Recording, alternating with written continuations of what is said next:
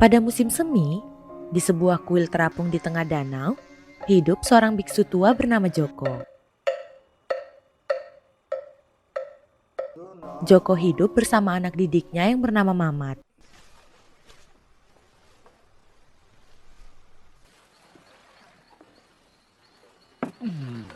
Mamat berangkat setiap hari untuk mencari tumbuhan herbal di sekitar hutan.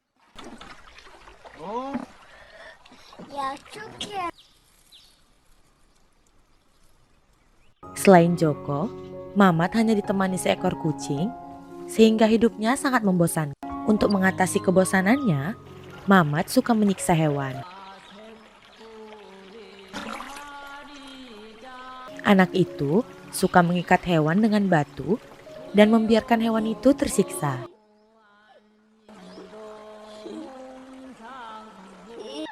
Joko mengikat batu di punggung Mamat sebagai balasan atas perbuatan iseng anak itu.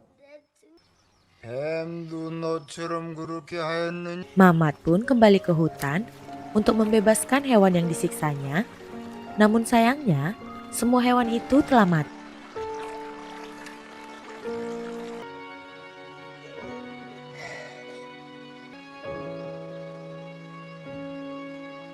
Pada musim panas, setelah Mamat beranjak remaja, ia melihat ada pasien yang datang ke kuil.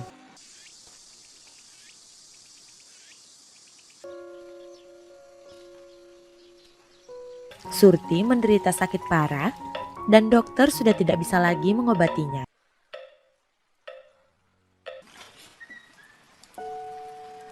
Suatu ketika, Mamat tak sengaja melihat Surti yang sedang mengganti pakaian. Sementara itu, Surti yang sudah putus asa terus memohon untuk disembuhkan. Saat menyelimuti Surti, Mamat mencoba meraba dada gadis itu.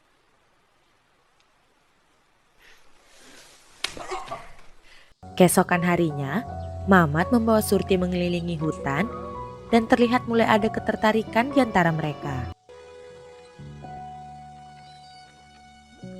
Semakin hari, Mamat semakin jatuh cinta pada Surti.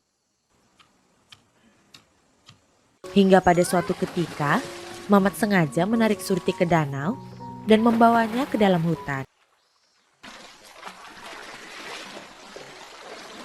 Mereka pun bercinta di dalam hutan itu. Semenjak saat itu, Mamat dan Surti sering melakukan hubungan gelap. Pada suatu ketika, Joko menyadari hubungan gelap antara Mamat dan Surti.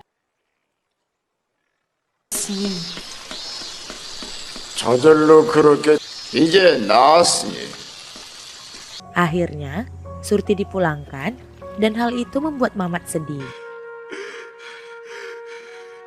Akhirnya, Mamat memilih untuk meninggalkan kuil itu dan pergi mencari Surti. Waktu terus berlalu dan saat musim gugur tiba, Joko sudah semakin menua. Suatu ketika, Joko membaca sebuah berita di koran. Di dalam berita itu, tertulis bahwa Mamat menjadi buronan polisi karena kasus pembunuhan. 많이 컸구나. Mamat kini dipenuhi kebencian karena patah hati setelah ditinggal Surti. Pria itu berkali-kali mencoba bunuh diri, namun Joko berusaha melarang.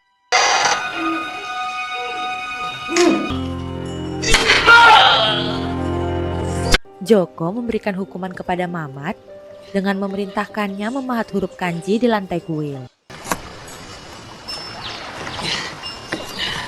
Setelah itu, dua orang polisi datang untuk menangkap Mamat.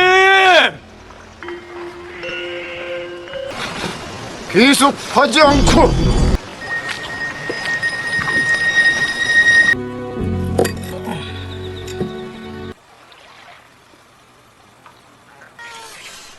이제 떠나야지. Setelah selesai mengerjakan hukumannya, polisi itu membawa Mamat untuk diadili.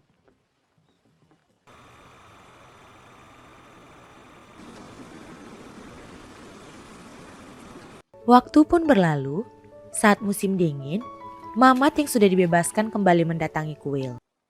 Kuil itu kini terbengkalai dan Mamat tidak menemukan Joko di sana.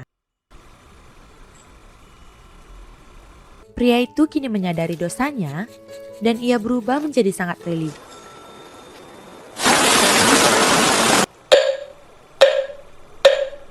Mamat menjalani kehidupan sebagai biksu pengganti Joko di kuil itu.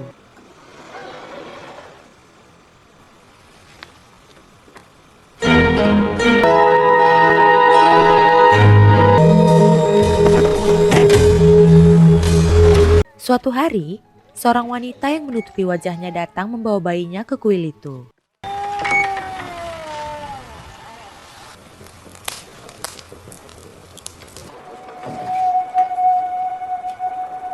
Pada malam harinya, wanita itu pergi meninggalkan bayinya di kuil itu. Setelah membuka penutup wajah wanita itu, Mamat mengikat batu ke badannya dan ia pergi berjalan ke hutan. Mamat melakukan hal tersebut agar lebih mudah melepas karma masa lalunya.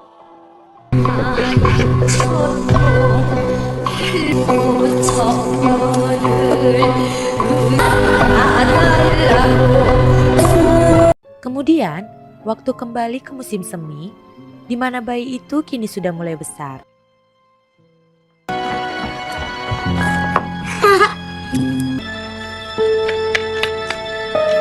Sama seperti Mamat, anak kecil itu juga suka menyiksa hewan. Anak itu memaksa hewan untuk menelan batu dan menenggelamkannya.